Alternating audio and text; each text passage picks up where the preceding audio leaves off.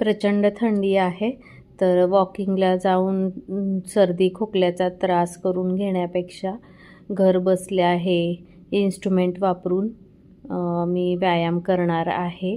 तर तुम्ही बघाल हे घरच्या घरी वापरता येण्यासारखं इन्स्ट्रुमेंट मी ऑनलाईन मागवलेलं आहे आणि स्वस्त आणि मस्त अशा रेटमध्ये हे मी मागवलेलं आहे.